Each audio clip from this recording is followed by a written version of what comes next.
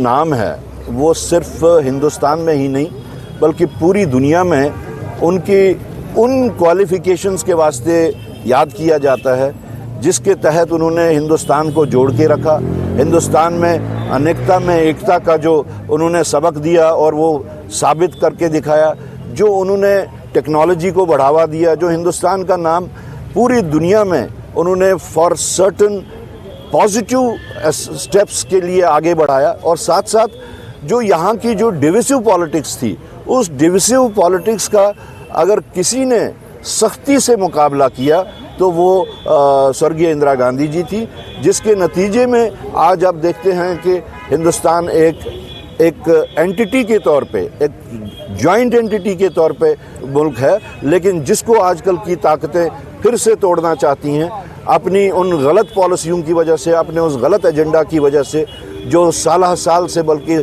कई दहाइयों से वो चल रहे।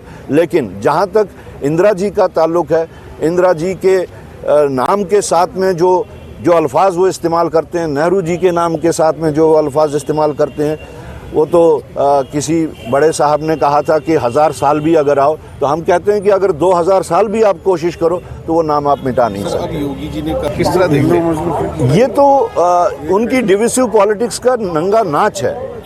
हमारा यहाँ से नारा है हिंदू मुस्लिम सिख इत्तेहाद, और उसी हिंदू मुस्लिम सिख इत्तेहाद को हम आगे लेके चल रहे हैं। और आगे वो पूरी मुल्क में जो है आप देखेंगे, जो बीजेपी की डिविसिव पॉलिटिक्स से लोग अब तंग आ रहे हैं और वो ऊब गए हैं इस पॉलिटिक्स को, तो हिंदू मुस्लिम सिख इत्तेहाद अज़सर नौ IT को बांटने वाली बातें हैं। और जो उनकी पॉलिटिक्स की जो बुनियादें हैं वो डिविसिव पॉलिटिक्स है। वो बट के ये अंग्रेज़ों की पॉलिसी है और हिटलर की पॉलिसी, दोनों का मिक्स इस वक्त आपको देखने को मिलेगा। एक साइड से हिटलर ने कहा था कि एक झूठ अगर 100 दफ़ा फोर्सफुली बोला जाए तो वो सच बन जाता है, तो वो आप देख रहे हैं इस वक्त। दूसरी तरफ से जो अंग्रेज़ों का जो तरीक़ेकार था डिवाइड एंड रूल का, वो भी आपको देखने को मिलता है। तो मुझे नहीं लगता कि ऐसी चीज़ को हिंदुस्तान के लोग ज़्यादा देर सहन कर सकेंगे। वक्त आ रहा है जब आप देख रहे हैं कि रोज़ बरोज़ कांग्रेस की फ़िलॉसफी, उसकी आइडियोलॉजी की जो रोज़ बरोज़ फिर से एक नए सिरे से एक्सेप्टेंस हो रही है, जिसका आपको सामने दिख रहा है हर साइड से।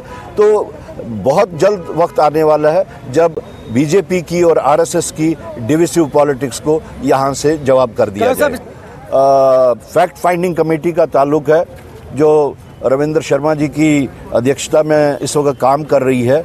हमने उनसे ये कहा है कि आप हर डिस्ट्रिक्ट में जाके, चाहे उस डिस्ट्रिक्ट में इलेक्शंस हमने लड़े या नहीं लड़े, हर जगह जाके लोगों से राय ली जाए और वर्कर से राय ली जाए, और हम ये देखें कि बेसिक कॉज क्या है, क्योंकि इसमें कॉजेज़ डिफरेंट हो सकते हैं। कहीं पे पॉलिटिकल हो सकता है, कहीं पे एडमिनिस्ट्रेटिव रीज़न हो सकता है, कहीं पे कैंडिडेट्स के बारे में हो सकता है, कहीं पे वर्कर्स के बारे में भी सामने बात आ सकती है। तो हमने उनको 1 महीने का टाइम दिया है, अभी उसमें थोड़ा टाइम बाकी है और रिपोर्ट तैयार हो रही है।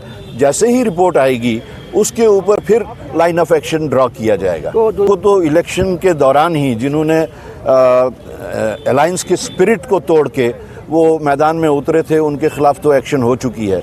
लेकिन कुछ लोगों ने जो पार्टी में रह के नुकसान पहुंचाने की कोशिश की, उनके बारे में भी इन्वेस्टिगेशन चल रही है। एक हमारी डिसिप्लिनरी कमेटी जो हमने बनाई उसके तहत वो चल रही है। उनकी रिपोर्ट भी ऑलमोस्ट तैयार हो चुकी है। Once the report comes, according to the report whatever is feasible can be done.